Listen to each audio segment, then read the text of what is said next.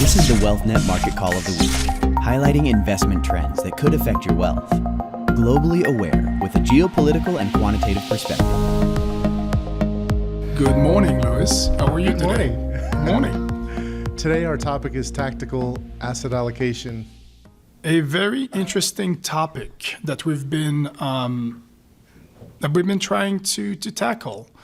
Like everything we do, I think the big question here is, can we generate value by tactical asset allocation? Maybe let's define what that entails. So I think there is enough evidence and research supporting the fact that most of the return of a client's portfolio is attributable to the strategic asset allocation. And what we mean here is at the very high level, your decision to be either in stocks, bonds, or cash, and how much to allocate to these three major asset classes is the major driver of returns. And here we're talking about, depending on the research, anything from 85 to upward of 92% of your results might be coming from that decision.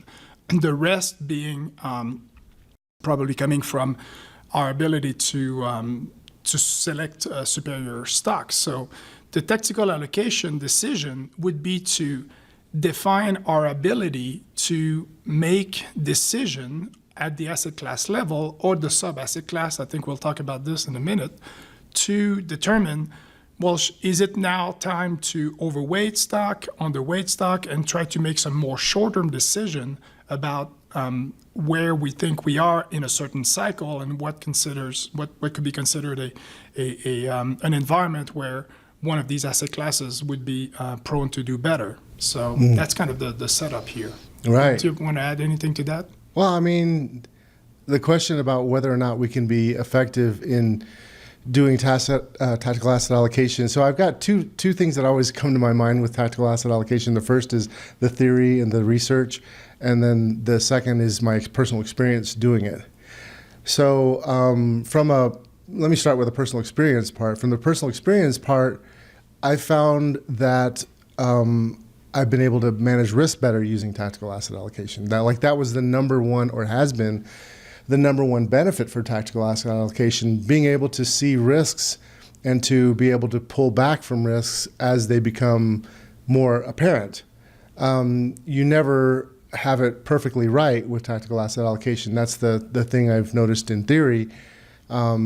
So, from my perspective, tactical asset allocation is beneficial as long as you limit how much you do with it.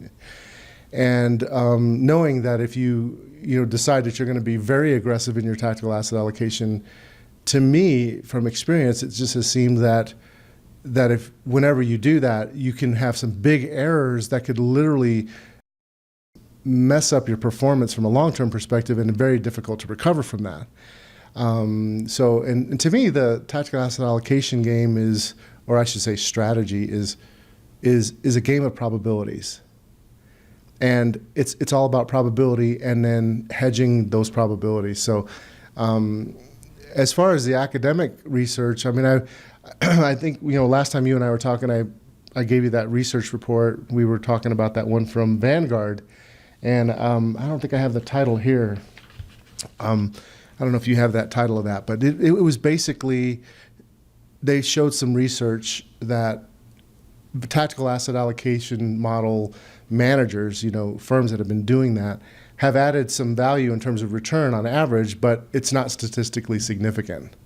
And there was high dispersion. So I think the data shows that tactical asset allocation can be dangerous, and it also can be beneficial. So with that said, and that's correct. I mean, to supplement that, I think in academic halls around the country, the word market timing, which is really what we might be talking about here, is a four-letter word. So even though you can find research that prove that somehow it is possible to consistently, add value by market timing, it's in general almost accepted that it's very difficult discipline to do in a consistent fashion. I agree with that. Yeah. So I mean, how can we do it? There's also many ways that we can look at tactical asset allocation. We could be very granular in what we can do. For example, you could just say, well, we're not going to change our overall equity allocation, but inside of our equity exposure, we might decide to go either more focused on US or domestic stocks versus international versus emerging markets. That would be one level of tactical decision that could make sense. And I think right now, where we are, I think we are seeing maybe the bull market in the US being a little long in the tooth, even though probably not going to die of old age.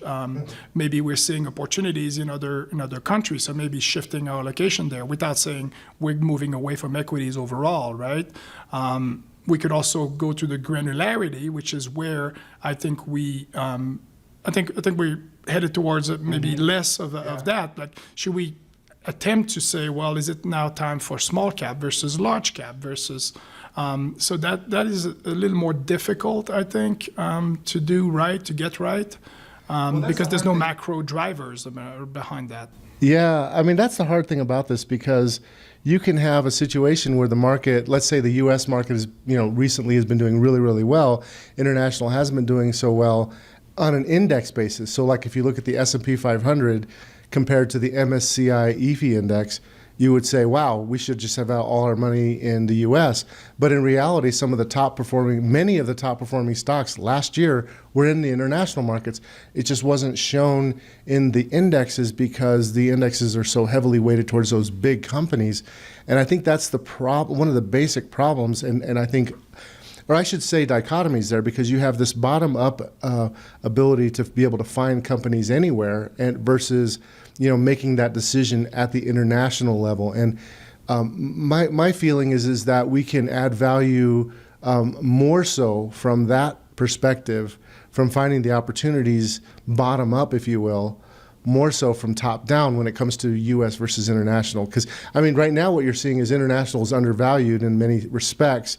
So it just so happens there's a lot of more opportunity, it appears, there than in the U.S. But that could be ascertained bottom up too. So it's like, one of the challenges with international is that they have different sector weightings, different, structure than the U.S. too. And more of the dynamic new companies are also more often found in the U.S.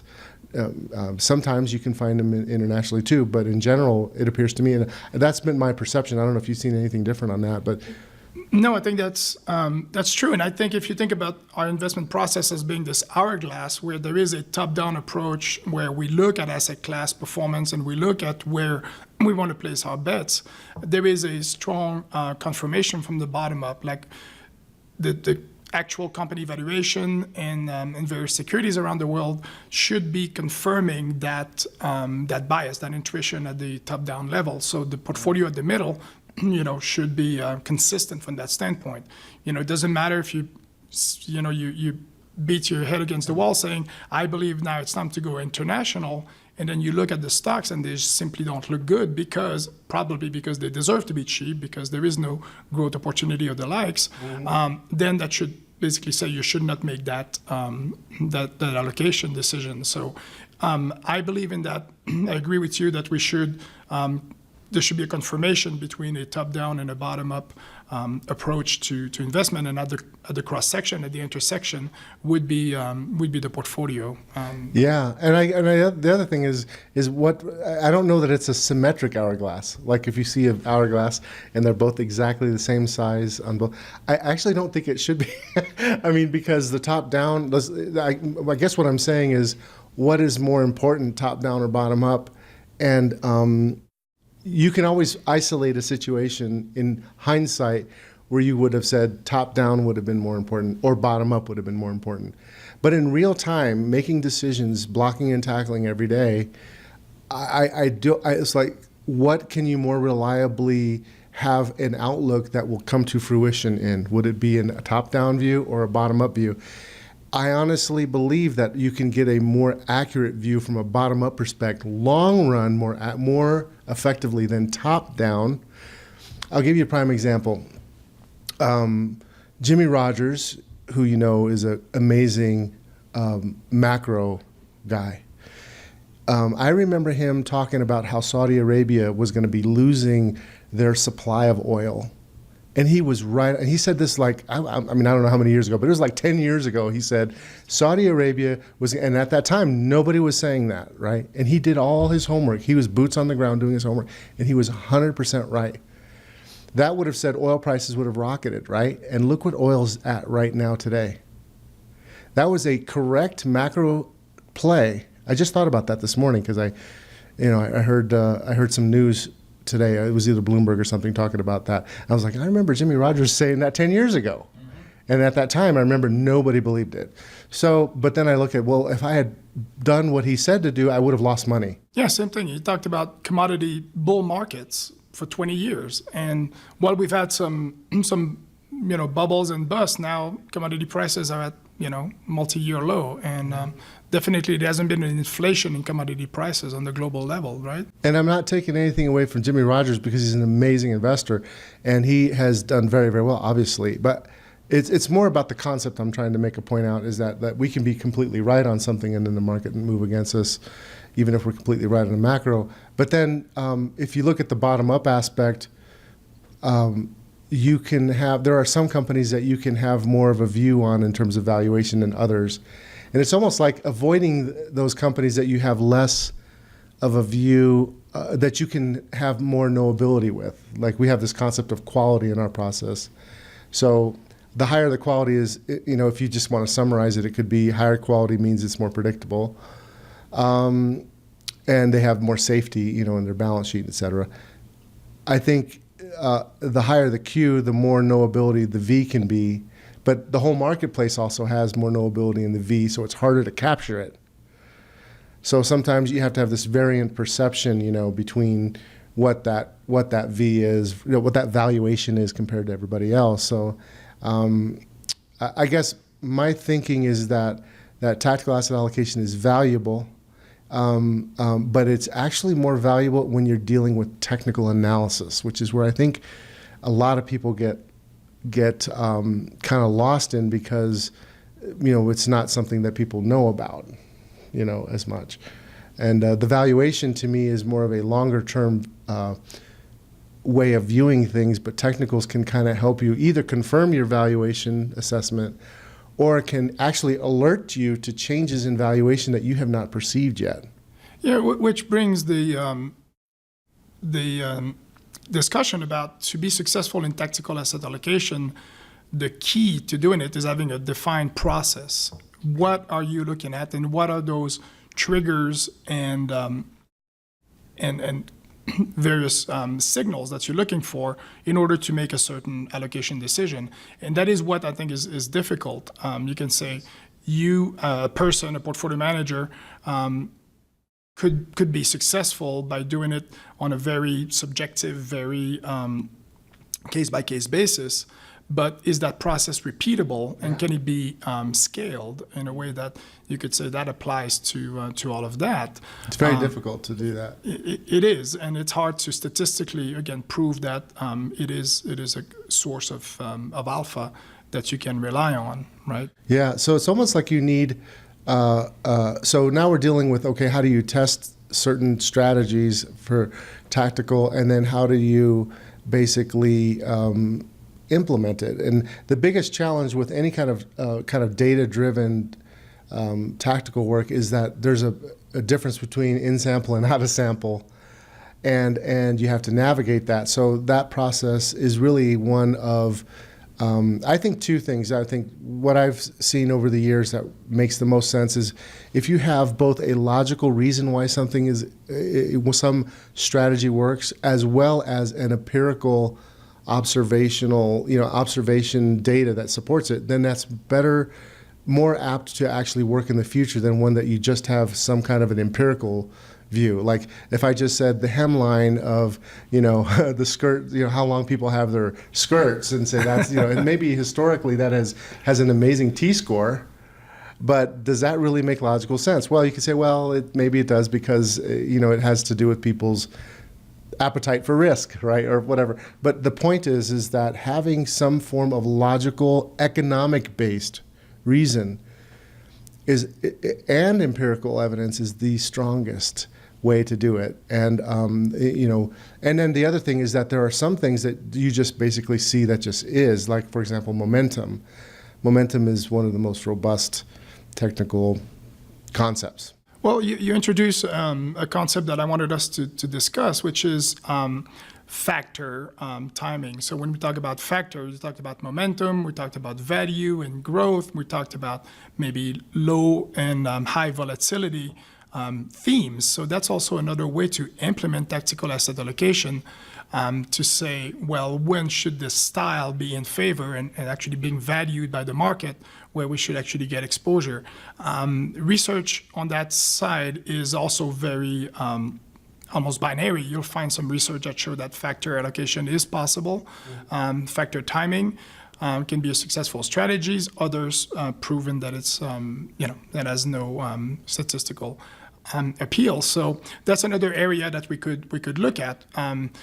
But maybe to frame it, if you go back to, there are two ways to add value to your portfolio in tactical asset allocation. One is to steer away from risk. What we see are increasing level of risk concentration in certain asset classes would be add value by trying to pare back that exposure to that risk. The other one is really trying to chase returns, trying to capture the spread or the distribution of returns between asset classes, whether it's factor when value growth is value has been essentially underperforming for the past 10 years compared to growth, and especially momentum. Now, will there be a time when it's time to get back on the value bandwagon?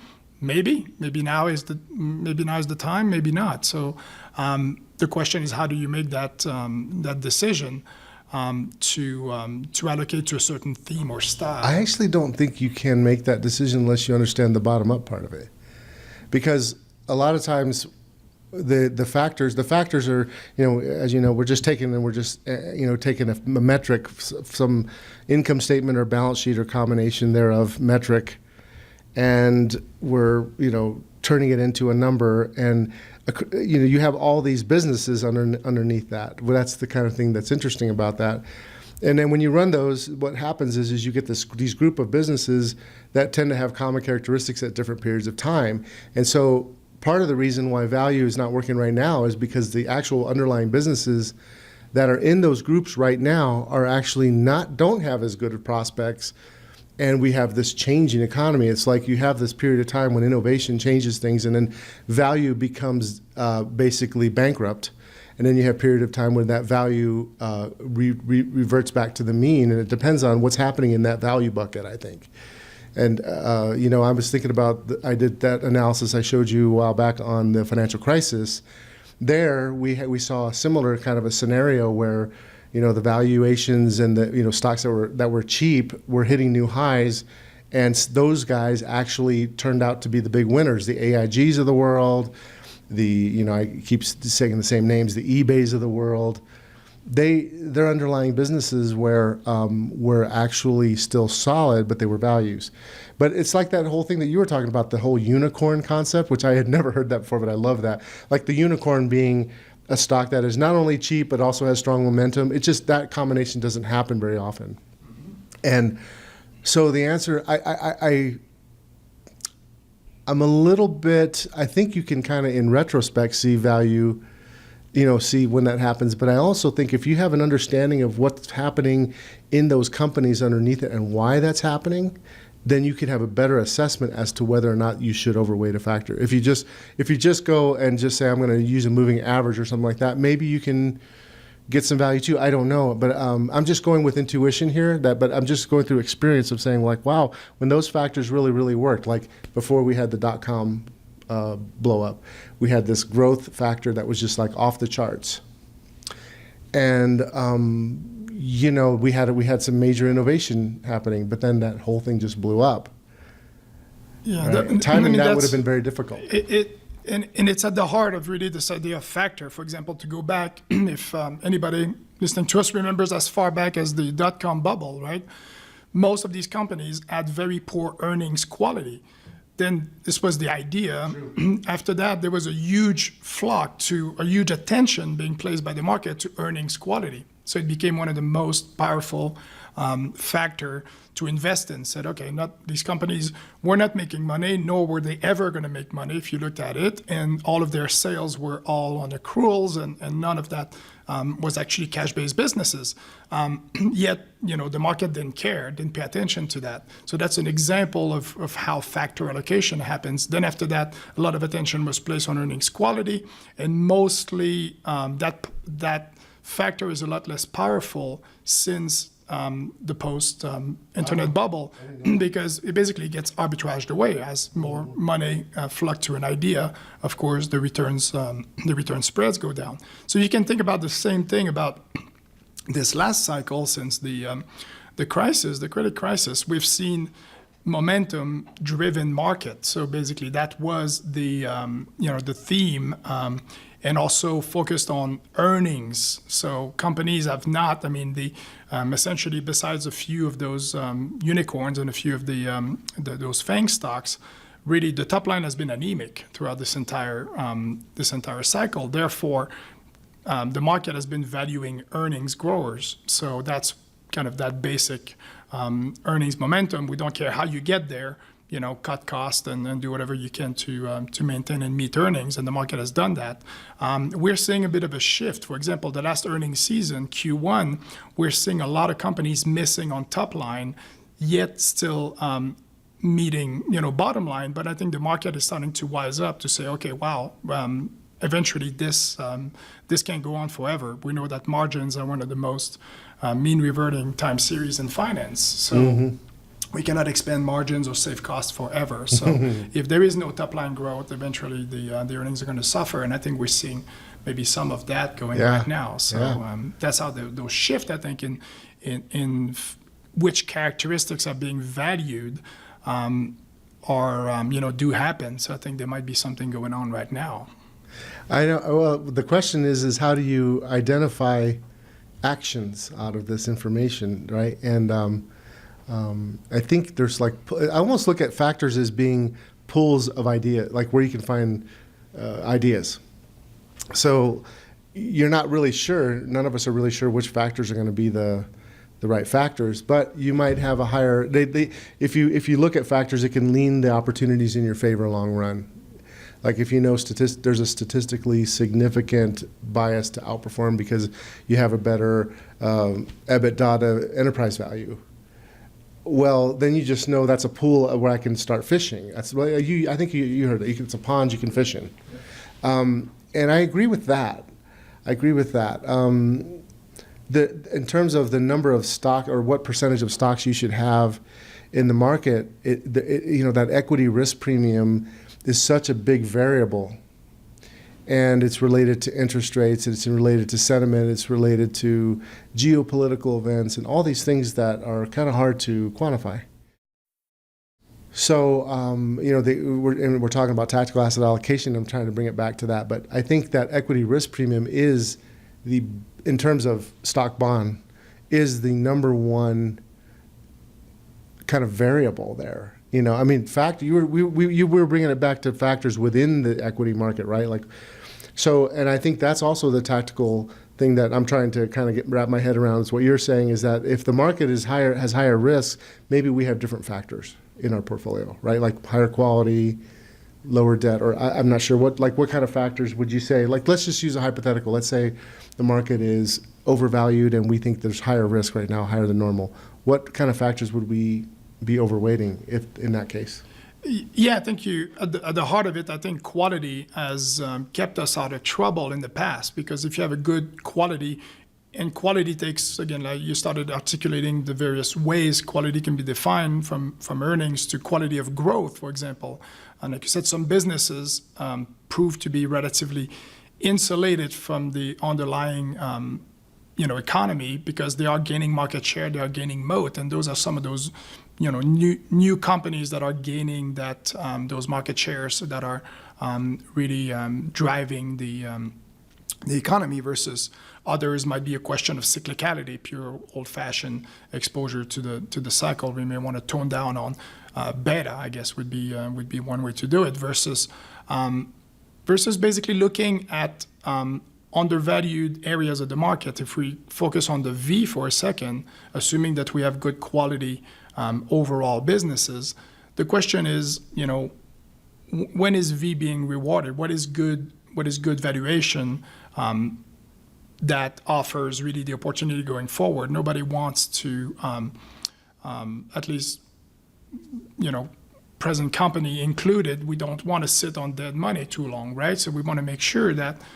whatever appears to be cheap is really something that there is a reason and there's a catalyst for the market to start realizing that the value that we see in those stocks. So when that shift occurs, I think we have to keep an eye on what's going on in the fundamental of the businesses that make that rotation. I mean, which, if we just pull back a little bit, let's talk about maybe good old-fashioned sector rotation. Well, right? before you get into that, if you don't mind, as far as like the question about when does value get rewarded, I remember back in the day when you and I were studying CFA years ago, the traditional thought was that if earnings growth was rare, then you would reward growth.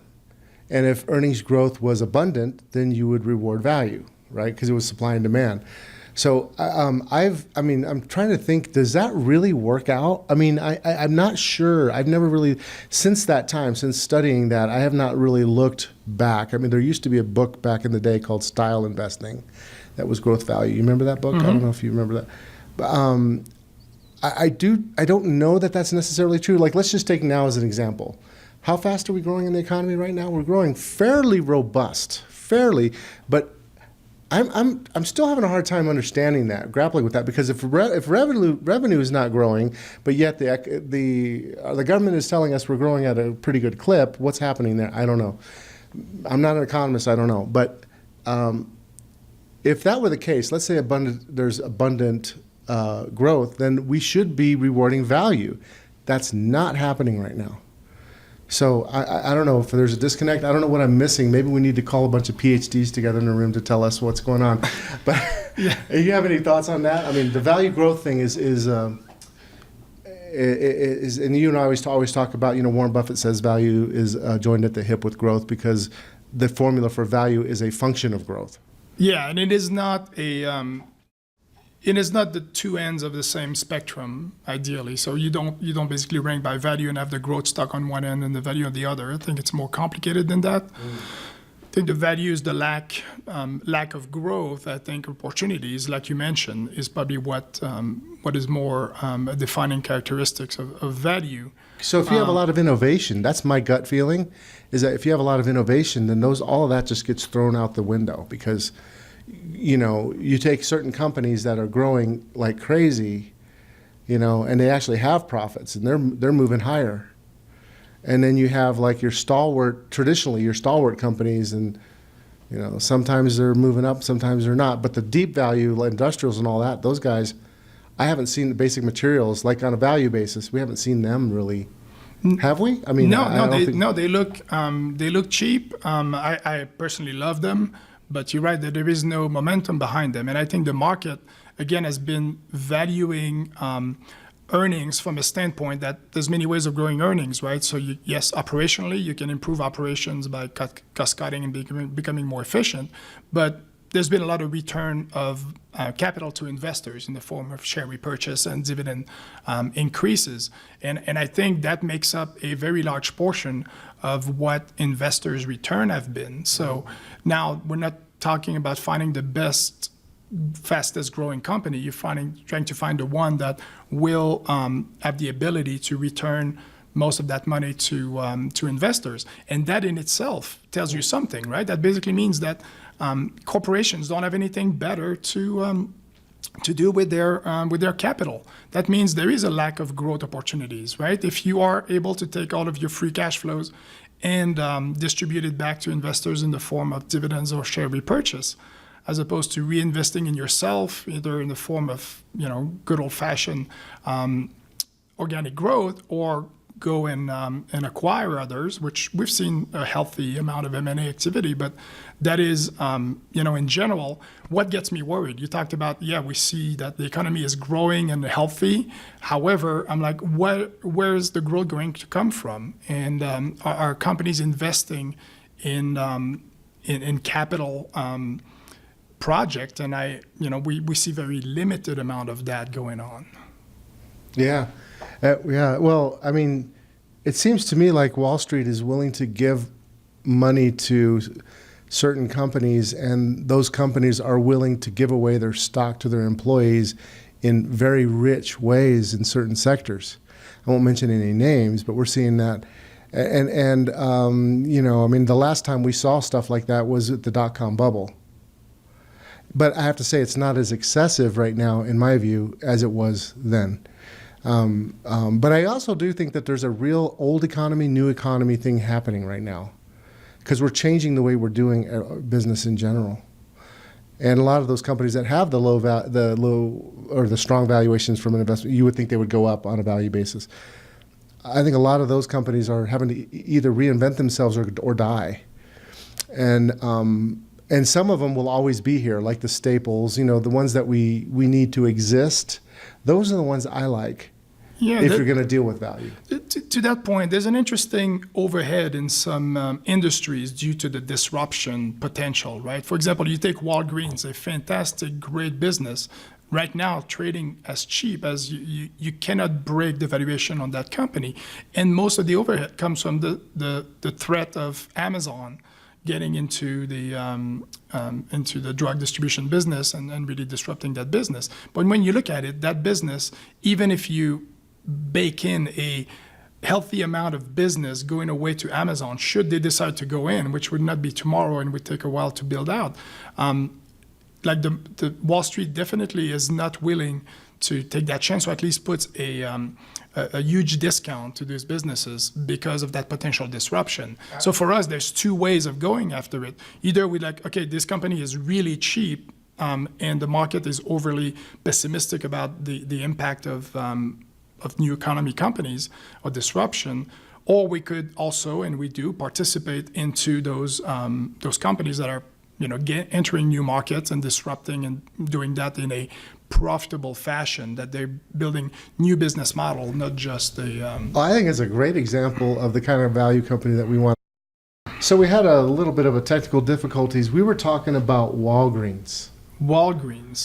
Let's pick that up again. You had a really good thought about that. Yeah, so I think the way we wanted to frame that is to take an example of what is making the market reward value, right? So if you take a great company like Walgreens, if you look at the valuation, if you do your homework and try to value this company, you can hardly break it.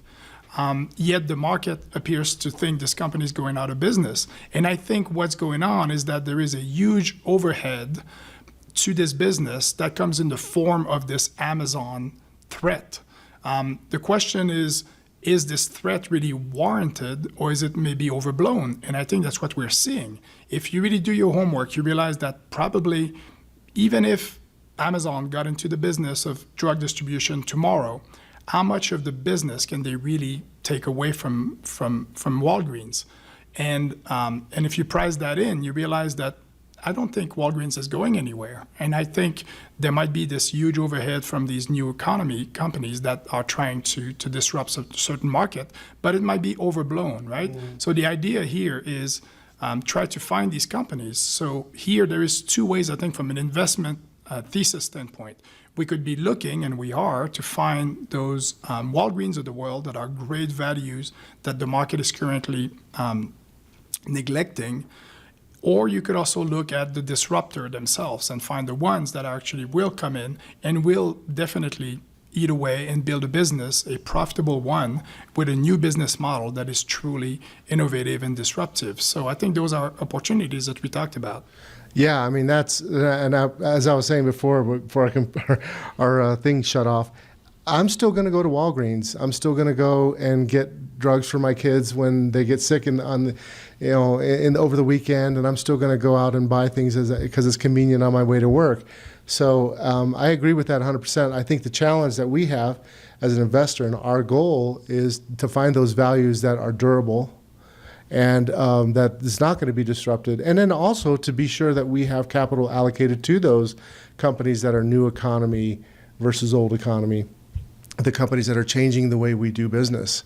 And so that's, I think it really boils down to that. And when we were just talking offline here about the difference between kind of this technical analysis element versus the value, and the more we talk, the more it becomes even more apparent that the technical analysis element really is kind of it's almost like taking your pulse or taking your blood pressure and seeing what's happening now, and to see whether things are being recognized, and also to get a feel for what is actually really happening, and developing theses.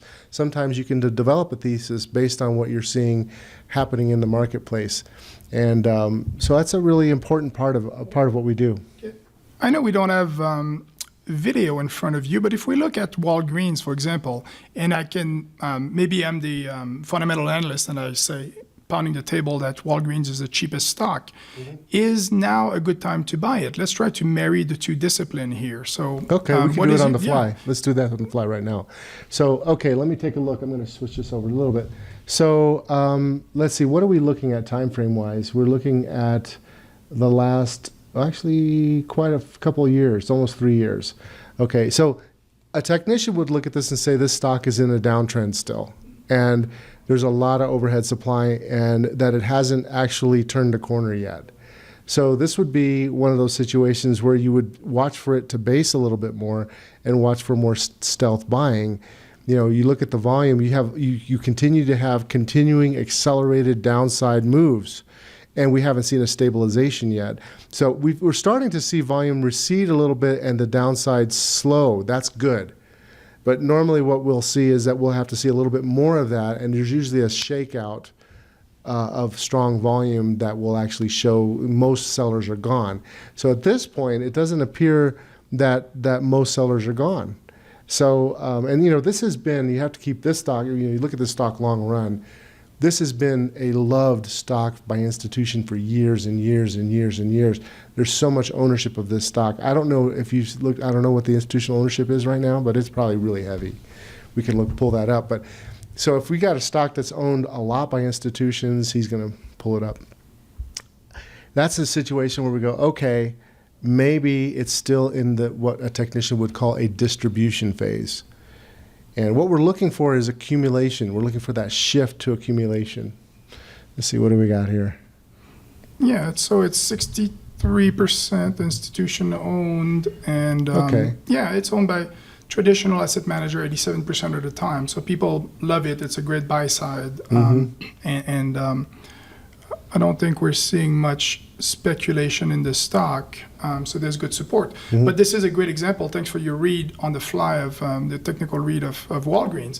This is where we have what we believe is a quality business that is currently cheap from a valuation standpoint, where the T or the technical is not there yet. So this is, again, that additional layer of value that we can bring on the risk side. So the value, again, of the T may be coming more in the form of a risk management standpoint. There is no need to be, if we feel that there is more downside, there's no need to jump on this stock. So I think all three legs of our stock selection tool do add value to the overall selection process.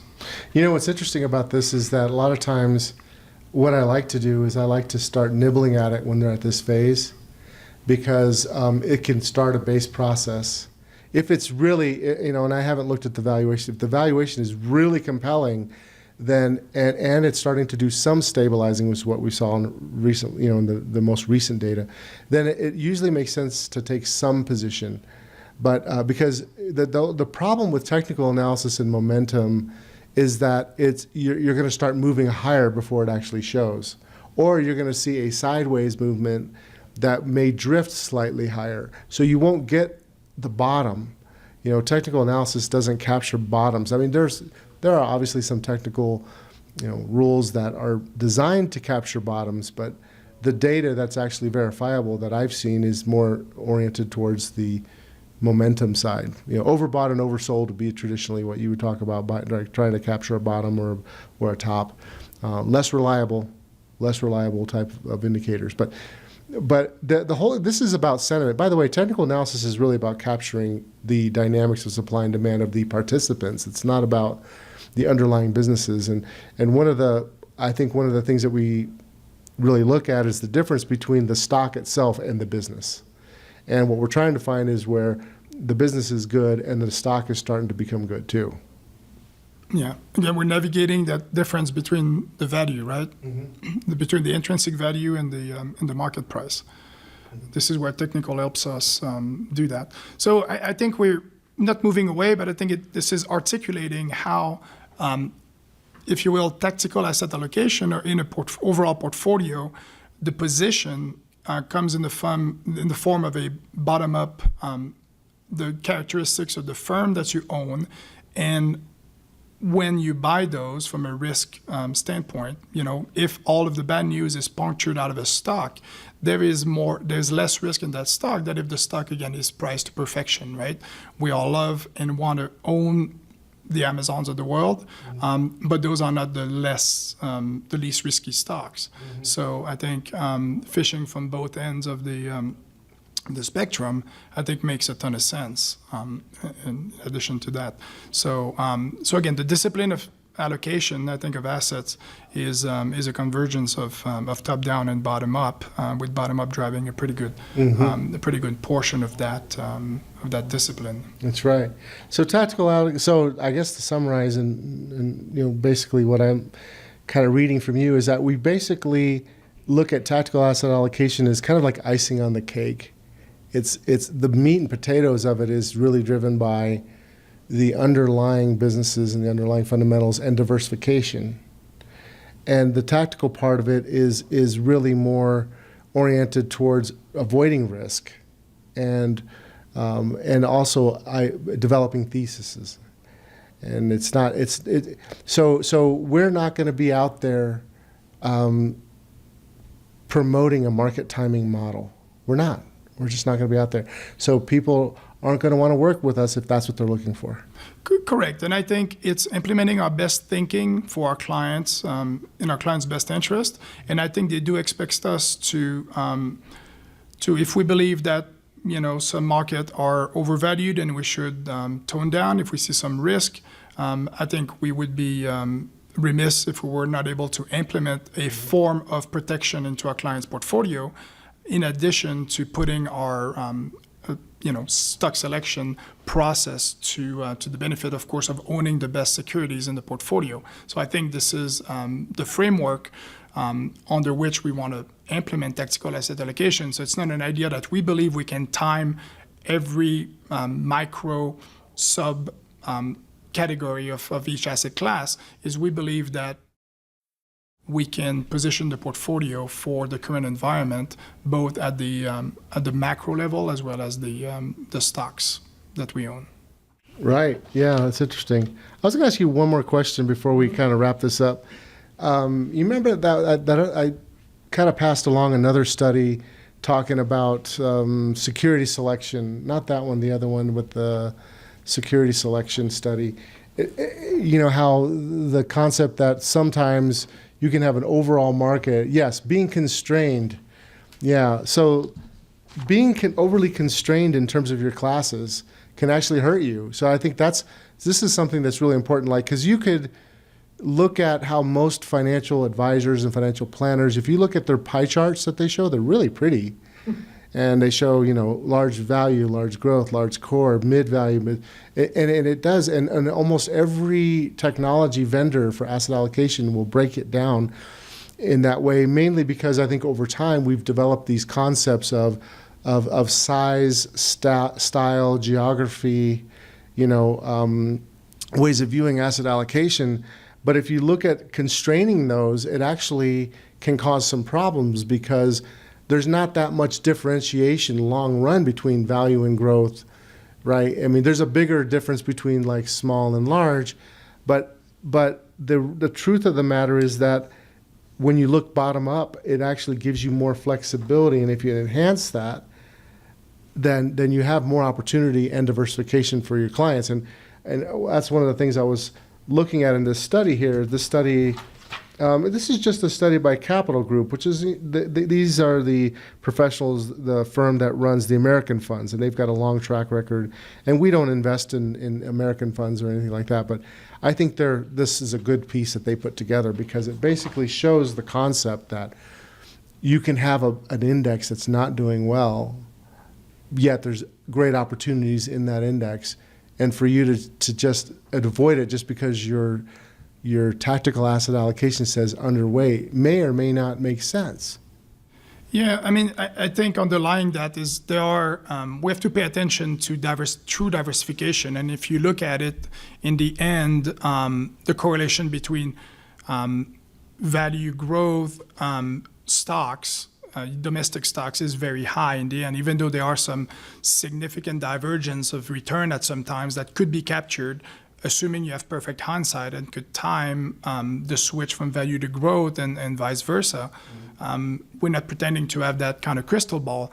We're thinking about here a true diversification into areas that are not related. For example, again, to bring it back to characteristics of businesses, focusing on equity again, we're talking about the drivers of performance, drivers of growth, drivers of profitability, and drivers of risk as well. You can diversify those inside of a portfolio. That's probably a much more important characteristics of your overall risk than trying to time value growth or small cap versus large cap or the likes. Yeah, because over and over again we've seen, portfolios that are supposed to have diversification based on, correlation numbers that you see empirically from the data, but their underlying businesses are highly correlated. And then when you really do have those risks, all of a sudden those diversification goes away. But when you truly have diversified risk factors, if you will, like their businesses are completely not related or mostly not related, maybe you have a short-term type of a move where they're all moving together during periods of stress, but they tend to more quickly move away from that and go back towards their intrinsic value over time versus the other way around. So I think it's really important. And the preferred thing is I always talk about the combination of logic and empirical evidence. So logic meaning that there's an economic reason why these are non-diversified or diversified, and then empirically we can actually see it in the data. Correct. And I think that's really what matters. And having diversification is really, really important. Like recently in our portfolio, when we had that big decline, we had some of our more growthy names came down. But we saw our other, like the REITs and the healthcare really take off, and that really lightened everything up. And then the bonds took off too. So that really helps. So I would rather that's managing risk too. It didn't, you could have said, well, I sold that top and then a week later I bought it back. That's not feasible. So the diversification really does help. So. Very good. So that was good. Do you have anything else you want to add on the whole concept of tactical asset allocation? There's so much we've talked about, prior to our recording. Yeah, I believe this is an ongoing discussion and an ongoing research path where if we find ways that we can consistently add value, then we will introduce it. But right now we're trying to keep it simple, so we know what we're good at, and we know what adds value at the portfolio level. What can be implemented in a client context is what we do. Again, to go back to maybe a theme we talked about in our prior podcast was, we only do perform the activities that we believe add value to a client's success, whether it is from a stock perspective or from a ETF or mutual fund or actively managed options in there, as well as we are introducing the ability now to position the portfolio on a more tactical basis to adapt to changing market conditions, using, again, a very simple overlay that allows us to allocate money away or from those major asset classes and into things like alternatives, in addition to the morphing or the natural evolving nature of the stocks that we own on in the portfolio. So I think that's a summary of how we can add value throughout the investment management life cycle. Cool, JP, thank you again. I always get something out of just talking it out. So Same here. until next time, buddy. Thank you. All right, talk to you later.